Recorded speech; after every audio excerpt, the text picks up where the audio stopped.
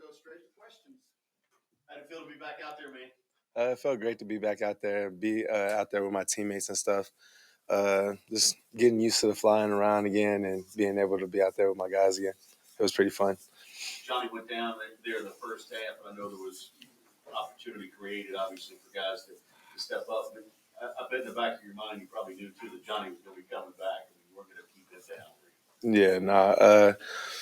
Most of it coming in the game was going to be on pinch count, meaning like I was going to have limited reps because of my shoulder not being able to recover fully. But then coming in the game, I started to see that we went down as a linebacker, so I had to step up and play that role, playing the star position.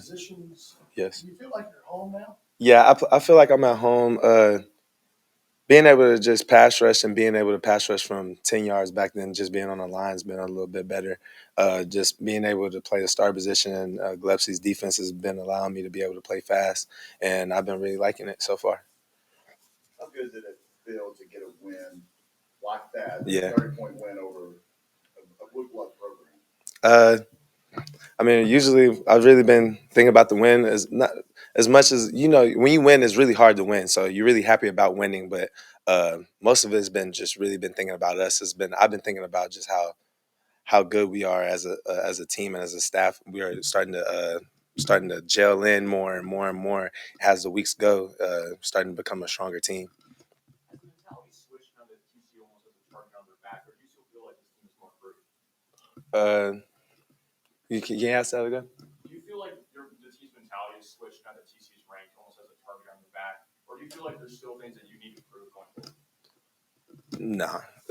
Obviously, just right now, we're just sticking to building the culture of being a great TCU team. We never thought less of ourselves ever during during the summer, or anything like that. We always been just thinking about us and being able to try to beat every team in the Big 12. You had a really good preseason. You obviously get hurt for a long time. Yes. Mentally, was it difficult? Just kind of working through that, trying to get back. Yeah, mentally, just like being able to get hurt and them telling me that I was going to be out for 8 weeks when I had broke the first bone. Uh, it was really hard mentally, but then I started to think that I didn't want to really be selfish about the situation. I thought I could see the situation as if I can turn into a coach. If I can start coaching my teammates and starting to be just a teammate instead of just thinking about myself. When I got hurt, I was thinking of it two ways. I can either go about it my way or I can go about the team way. And so the other way was just being able to just coach them guys and being able to stay in the mix and get as many mental reps as possible. Uh, yeah, it's hard when you get hurt. But I mean, at the same time, if you think about being hurt, then when you come back, then you're gonna start to play. So I wanted to get back to being in the feeling to be able to play fast. When they told me that I was gonna be playing against OU when I came back, I just wanted to make sure that I was mentally straight and then I was there for my team when the opportunity came. How good of a coach were you? I think I was a really pretty good coach. I was being able to bring all the energy outside of the pads, and not being in the pads and being able to still bring that energy and bring that juice. It was really fun.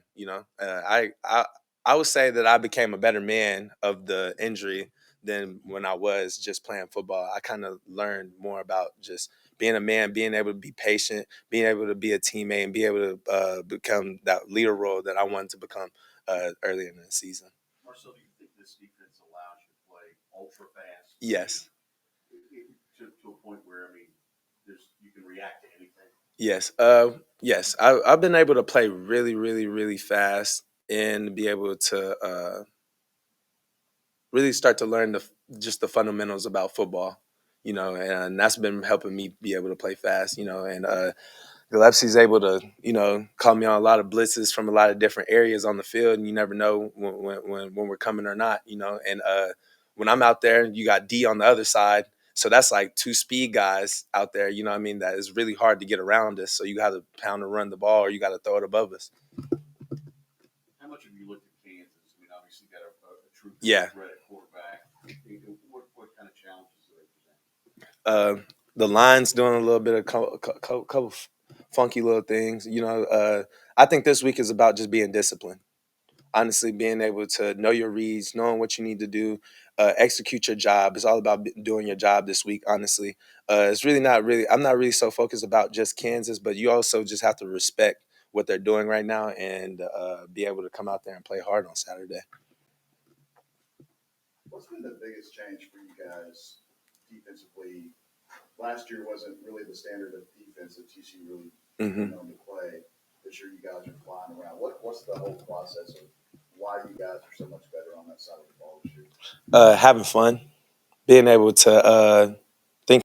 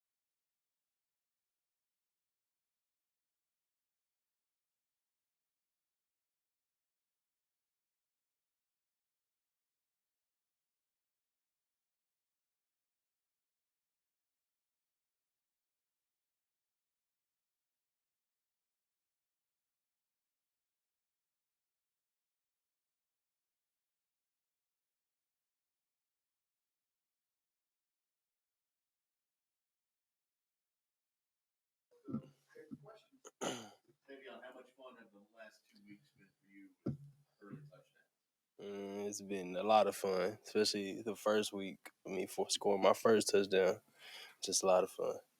Talk us through the touchdown you scored on Saturday. It looked like you had really good position and then had to make a play with your body to get that ball. Yeah, I came off the ball. Shoot, I had beat him on the outside. And I hit him off with my body. And after that, shoot, we just focused on the ball. And I focused on him and got it right there.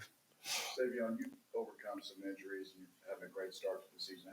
How great of a feeling is that for you to be having the type of season you're having so far? It feels good because every time I go out to practice, I always think about every injury I had and what I done did and what I've been through and all that. So it feels good, really. When you look at y'all's offense, everyone's focusing on Quentin, but they seem to forget about another 6'5" receiver like yourself over there. Yeah, How much has that helped you knowing that Max can go to you too and it's clutch time? it feels good, really, because when I see him look QA and he come back my way, I already know it's coming my way. So I build up my confidence and should get ready. Quentin's the first guy to you Yeah, above the touchdowns that you've scored this year. all the time. What's y'all's relationship like? Me and Quinn, me and Q been locked in since our freshman year. We always talk about moments like this, and now that it's come and it's here, sure, you could just see. Every time he score, every time he do something good, I'm there. Every time I do something good, he right there. So, coach has been complimentary of your group, wide receiving core, as blockers of late too. Yeah. Doing the little things. Do y'all talk about that? I mean, is that a focus? Mm. You know, that's something you take pride in. Yeah, our coach, he always emphasizes us on doing all the little things because if we do the little things, the big parts, it'll always handle itself. So we take care of that little stuff and block and do the little things. It always comes together. Savion, how much fun are you guys having right now on offense? Having a lot of fun. Like, everybody just together and just so much communication and just fun. Super fun. When you play against a team like Oklahoma, and it seems like there's nothing their defense can do to stop you, what's that feeling like? When we first went out there and they was looked like they was struggling a little bit, so when we seen like we could take advantage of them, we just put our foot on their neck and shoot. Kept doing what we kept doing. That win sends a signal to the rest of the Big 12 that you guys are here to play this year. Yeah, sends a big message. So we saw something on Saturday that was, not to talk about Oklahoma so much, but you guys had less than a minute and you guys are still airing it out trying to score. Yeah. That's something we hadn't seen around here these parts in a long time. So when you got a coach that wants to have that mentality, let's go score again. How much does that bring to y'all's offense, and how much confidence does that give you guys knowing that your coach feels that way about you? It builds a lot of confidence because we was used to like just running the ball, and just go in. So now it's just like get the ball, get out of bounds, come back, throw it again, just throw it again. So we just used to it now. It's like a big tempo of our offense. So, now, can you talk about the relationship that you have with Kelly? You guys are really tight. Give some sense to that, what that relationship is like. Me and Coach Kelly, when he was recruiting me at first, shoot, like I didn't know nothing about TCU, and I really wasn't like planning on coming here. And he kept coming, and one day he caught me in a parking lot in my hometown, and like he just talking to me, and, like explaining the differences of how he coached between the other players and everything else, and he come from the same like part of Texas as me, and we almost have a lot of things in common. So when I got here, shoot, he already told me what it was gonna be. And ever since then, it's been the same. What did you guys see from Kansas's defense? They play real hard. They play good. They play hard. Like last year, they play hard. And they bring it down to the wire. It's nothing new. Savion, so far this season, we've seen the offense spread the ball around to a lot of players on the field. Last week against Oklahoma, 10 players tallied a reception. How much confidence does the offensive depth give you going forward? Feels good really because like knowing that you can run a whole go ball or post all the way down the field, and then you bring someone else in behind you, shoot, they can just go in and do the same thing and just keep subbing out and do the same thing the whole game. How much pride do you take in blocking for your fellow receivers or running back if you're I love blocking. Like that's like my main game. Like that's like what I was taught to do all through high school and everything. When it comes to blocking, it's just fun. Sometimes I play with it, but I like blocking a lot. helps too, probably. That's like Kendrick. Yeah. And other people, right? Mm-hmm. Anything else for Savion? Okay, thank you. You want to stay in this Tracy? What's it like with daily issues?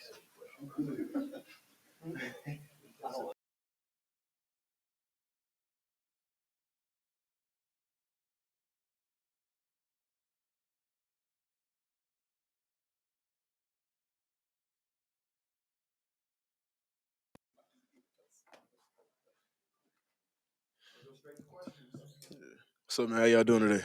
And you were out of camp a little bit because you were battling an injury. Did it feel like it took a little while to get back in the groove this year? I mean, because of that, or did you feel like you picked it right up? Yes, sir. It played a toll on me for sure. It wasn't that many. I mean, fall camp was like a month. Of practice. It felt like a year. I missed out a year, man. It was crazy. That's how I was feeling, and I'm just glad that I'm getting back on track now.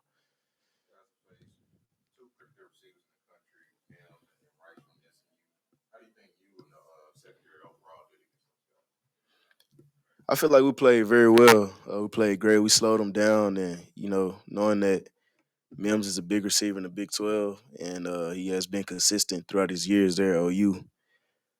With him leaving the game with, you know, as many catches and of yards he had, and I feel like we did a great job. So we did great Saturday against those guys. What kind of challenge does it bring to a defense when you're facing a quarterback that can throw? That Daniels is also a pretty good runner. What kind of challenges does that bring from facing a guy like him? I feel like a dual threat quarterback is always a problem for a defense because they're able to extend plays and and as a DB, we have to stick to our receivers. So with them creating, extra timing and all that for the receivers to get open is always a problem. But, we practice it all the time as far as following the receivers, you know what I'm saying, as the play is breaking down. So playing a dual threat quarterback is always a problem for a defense and we're just ready for it. Marcel was another guy that missed a lot of fall camp and obviously a couple games. How good was it to see him back on the field? What type of impact was he able to have on the defense? I'm really happy. The team is happy to have Marcel back. He's great at edge rushing, and he creates havoc for the quarterbacks, which will allow us to make more plays on the ball. So we're real excited to have him back. How long did you celebrate Saturday? I mean, that's a big win for you guys, and not just a win, but a dominating win over a pretty good blue blood program. I mean, we had a good time. It was much more of celebrating on the field than it was afterwards. It's not much that goes on around forward, so we're not just out here just doing saying exciting things, but we had a good time with the win in the locker room, celebrating with each other. So 2 months ago, could you ever imagine two top 25 teams playing in Lawrence, Kansas with college game day being there? Not for sure. Like I wasn't expecting it to be, who it is, but they've actually made a big impact in their community as far as like changing the way people think about their football program now. And I mean, I feel like that's big for them and they're doing some good stuff. Tell me, if there is any talking that goes on the field between corners and wide receivers, and if there is, what's that conversation uh I don't usually, go back and forth with them. They may say something, but it's not too much that can't get me out of my game. It's really just the refs, really. You know, if I feel like it's a bad call, that's the only thing that really bothers me. But a receiver can't get to me at all. But I mean, you may run across a receiver that may say something every now and then, but if he ain't catching the ball, then it don't even matter. You asked Marcel earlier what the biggest difference with the defense this year is. He said you guys are having fun. But what are your thoughts on why the defense is so much improved this year? I feel like it's been a the improvement has been very well because of the way that it allows us to play faster, and then like he said, it's much more fun because we're able to see the quarterback a little more. As that guys are able to make plays, they see the ball thrown, and then we're doing very well at all 11 men to the ball. So it's a lot of sideline to sideline type of things. Like we're running and we're all making tackles and stuff at the same type of time. So whenever you're getting that type of you know effort and hard work throughout the plays, as far as like players colliding at the same time, it creates big hits and excitement within the teammates. So as long as we're continuously doing that, we're having fun out there making plays. Is some of that fun created also by how good the offense is playing, knowing that they can pretty much score on anyone right now? Yeah, man. That's the biggest thing I've been talking about about this past season, man. The offense has been crazy. We putting up 40 points before halftime, stuff like that. So I mean, it does nothing but brings momentum towards us, and then they're leading off of our momentum because even if they do get end up having a three and out or whatever, we come back out to get a three and out, and then they go score. And sometimes it's less than two plays, sometimes even one. So us having the explosive offense like we have, man, has been very big for this defense, and we can't do nothing but thank them. It's been the same deal. I mean, uh, you know, they have been good for us, and we have been good for them. And it's obviously showing. So we're continuously just building off of each other and perfecting our craft while they're doing theirs. So it shows on Saturdays. I asked you this the other week on follow up again. Have you ever committed pass interference? I haven't. Still. I haven't, man. I'm just still kind of mad about what SMU was doing, but it's all good. Yeah, the refs, I don't know what they were seeing, but it's all good. That's all good. Thanks, Trey. Thanks, Trey. Yeah.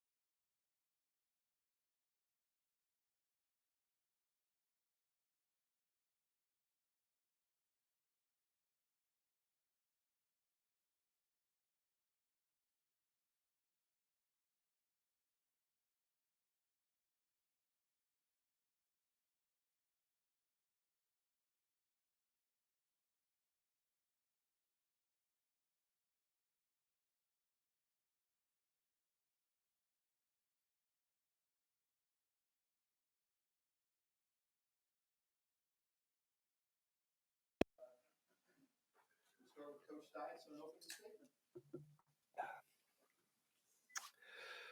statement. I'm excited to get back out playing again.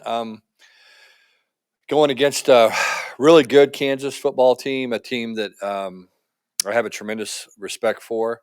I think when you look at Coach Leopold and the job he's done there, it's really pretty remarkable just how quickly he's been able to convince them um, and teach them really how to win. And I think that sometimes takes a long time. He's done a great job building a program.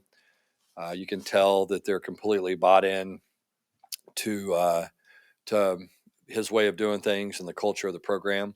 I think the thing that stands out is how hard they play on offense, defense, and special teams. And I think at the end of the day, that's kind of the measure of a coach is how hard does his team play. And I think that those guys are not only play really hard, but they play really smart, play great complementary football. Just do all the things that you're supposed to do to give yourself a chance to win, and they never beat themselves. And so that's been a great formula for him in the past, at Buffalo and at Whitewater and places where he's been really successful. And the same thing's happening here at Kansas. And my hat's off to their players. And as I said, they've earned the respect that they have, and our team certainly respects them. Um, you don't. It doesn't take long to see how good they are. You turn the film on and you watch the way that they execute offensively, defensively on teams, and it gets your attention pretty quickly. And they've got a lot of good players. I think that's what stands out as well. So should be a heck of a ball game. They have a very good football team. I think they put a lot of pressure on you to match them from a execution standpoint. You have to. For us, our formula so far this year has been, hey, let's play harder than our opponent and do our job better. And this team is that's what they do incredibly well. They do their job very well and they play really hard. And so it'll be a big challenge for us. Coach, is this a homegrown roster? Is it portal driven? Have they comboed it? I mean, how do they put it together? A little bit of everything. I think they certainly have added some players in the portal and have had some guys that have just improved and come up through the years as well. So they've done a little bit of everything. I think that's they've figured out how to make it work for them, and I think that's what you have to do. Every university is different, and every situation is different, and they've done a nice job of saying, okay, here's what we've got to do, and here's how we can go address this, and so they've used, I think, every means that was available at their disposal to add guys to the roster, and had done a really nice job developing the players that were there. And so it's a little bit of everything. Sonny, have you ever coached in a game where you had two quarterbacks that were rated or their stats were so high or so hot going into the game? I don't know. That's a good question. Maybe way back when at Texas Tech and we were playing, Colt McCoy teams at Texas or something like that. It's probably been a while. Maybe a little bit at Cal in the past with Jared Goff and, playing against somebody really good in the Pac-12 at that time. But I don't know. I mean, I think, both quarterbacks are really executing incredibly well. I think obviously Max is certainly playing his best football, and Daniels is certainly playing his best football. And I think they both get better every single game, and every opportunity they get to improve, they take advantage of it. It's, they are both doing a really good job of not turning the ball over and really staying within the framework of the offense, not trying to do too much, not trying to force things, letting the game come to them, managing the game, which, people interpret different ways, but I think that's always important for quarterbacks to do that and just understand situational football. And they're both really playing at a high level. You always thought that there was a lot of parity in the league, but are you even surprised that it's a matchup two top 25 teams undefeated?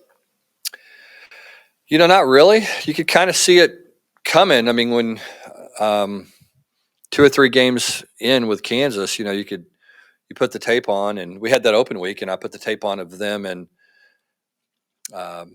West Virginia and them in Houston. And I was like, whoa, this is a good football team. I didn't really know what to expect, but like I said, it didn't take long watching that tape to go, okay, these guys are really playing at a high level, and they do a great job with their scheme, and their players are really playing well. Um, so at that point, I could kind of see it ending up the way that it did. We had confidence and that we had an opportunity to get off to a good start with our team as well. Um, so I'm not that surprised, really. But I don't know that I would have called it before the season started.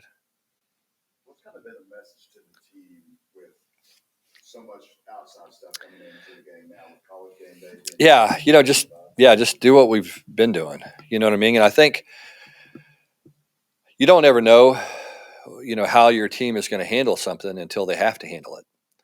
And so, I was kind of curious to see what their state of mind was on Sunday when we practiced, and it was the same as it's been. And then ran into a bunch of guys around the office on Monday, and the players seemed the same. And then today, I thought we had one of the best Tuesday practices we've had, if not the best.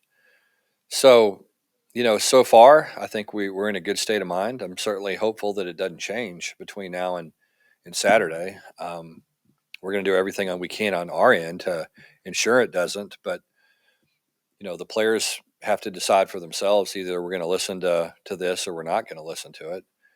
And it's like I told them. I mean, it's the same people that told them they weren't very good, or they're telling them now that they're really good. And so they did a good job of kind of blocking it out on the front end. And to me, this is the more dangerous end, when people are telling you how smart you are and how good you are and whatever. That's more dangerous than people telling you that you're not very good.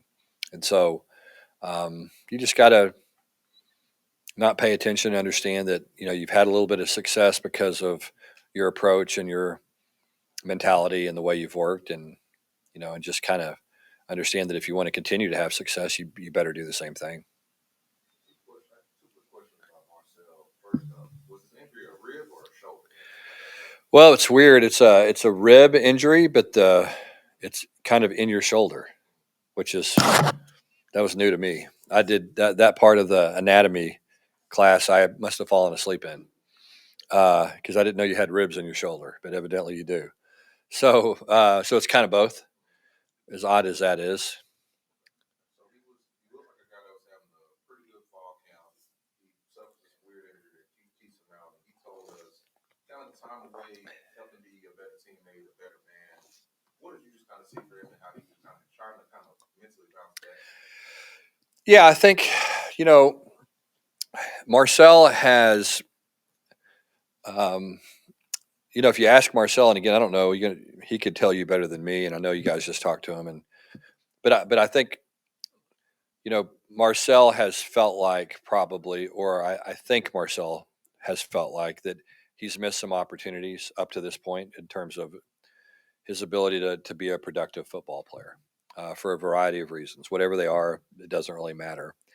And so I think going into the season, he was really hungry to have a chance to prove himself, and he gets hurt during fall camp.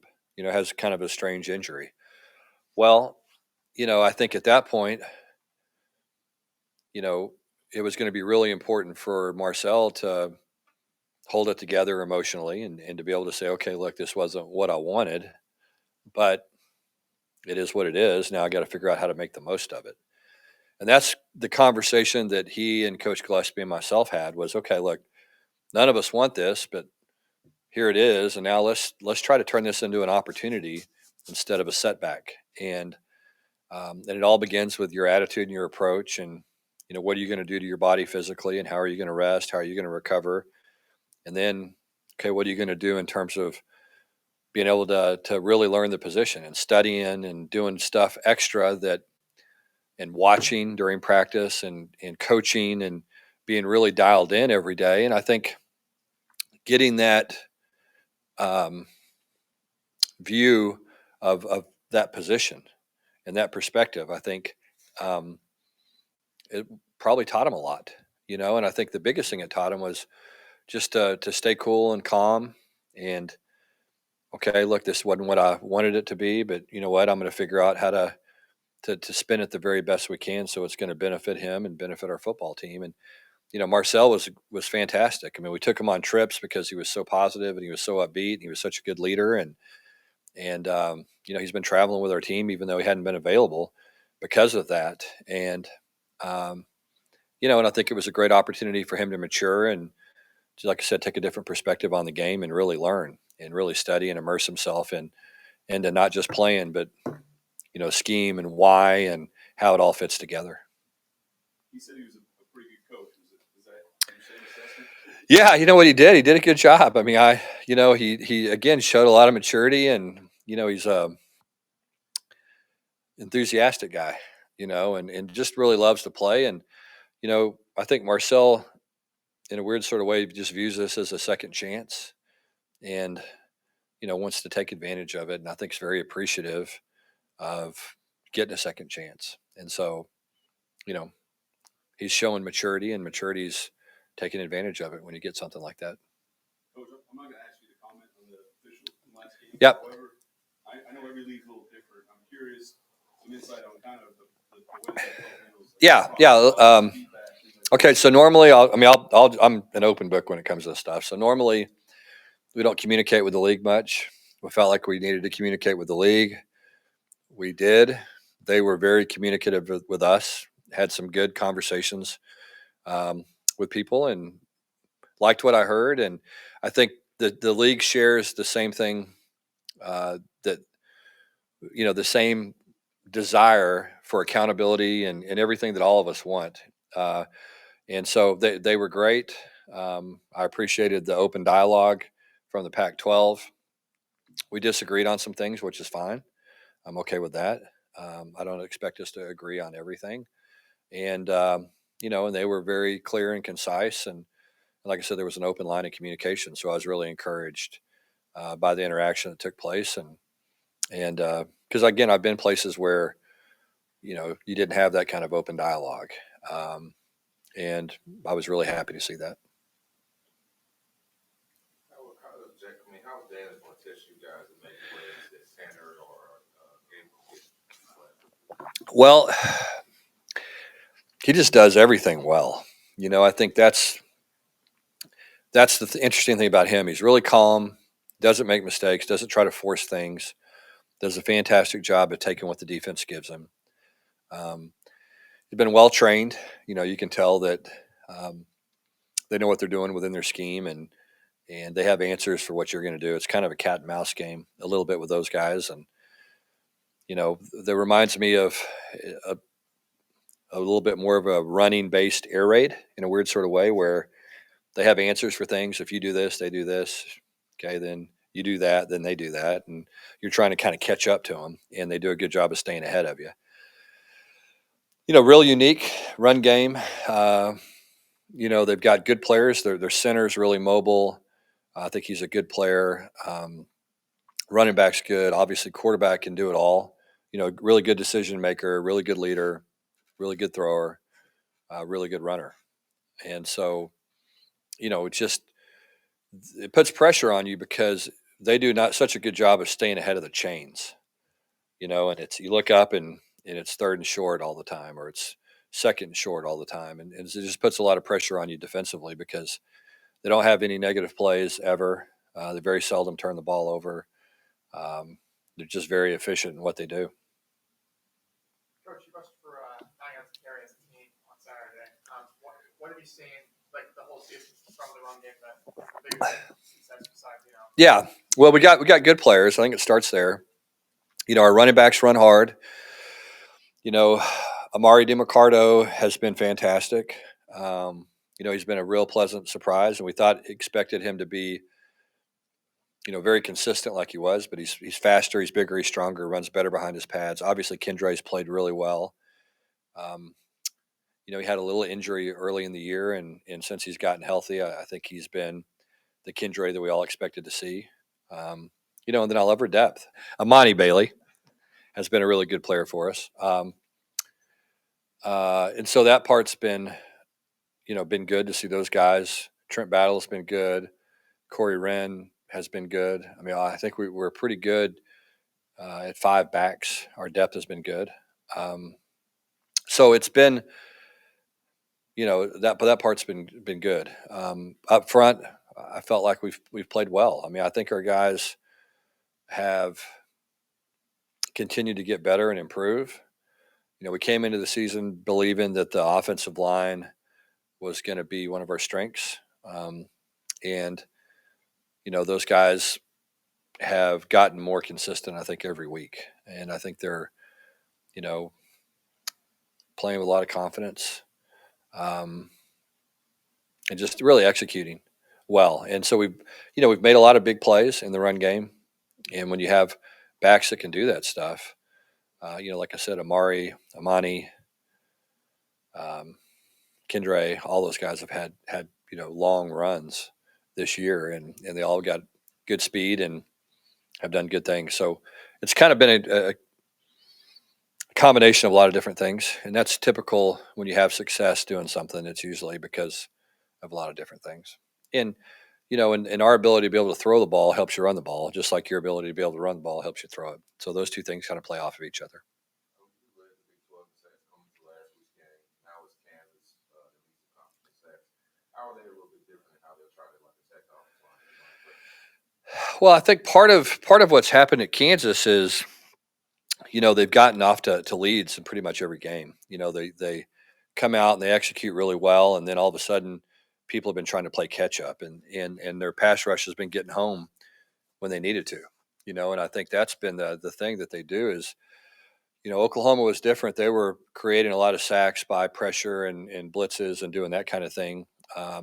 Where these guys, it's more, the four down linemen are getting most of the sacks, and their tackles. I think they do a nice job pushing the pocket and collapsing the pocket on the quarterback. They're kind of bigger, physical guys, and the push they get up front has been really solid and consistent. Um, and their ends run well, and so it's a formidable group to play against. And as I said earlier, most of their stuff, their sacks have occurred when they're just rushing four. Can you talk about the fan presence this past weekend at the game and kind of what that means for the team and what it does for like the moments when the game? Yeah. It it's certainly a factor. I think all you have to do is look around college football and see, teams play better at home than they do on the road. I've never really understood that, but it's just a psychological factor. And our guys, I think, were really energized by the crowd. I think the crowd was really good, and it makes everybody feel good when you have a lot of people supporting you. Um, and the fans were great. I mean, our students were loud. Um, the students stayed.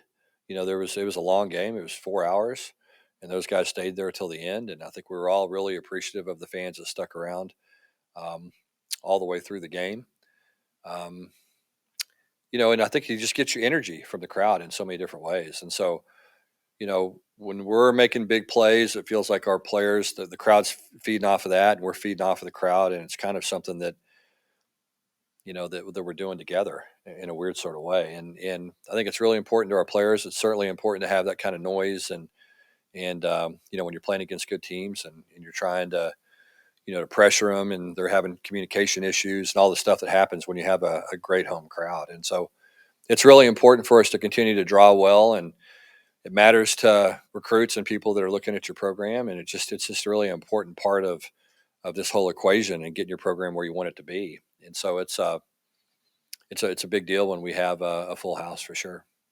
You mentioned recruits, and they say sometimes winning doesn't help recruiting as much as some people think, and losing doesn't hurt as much.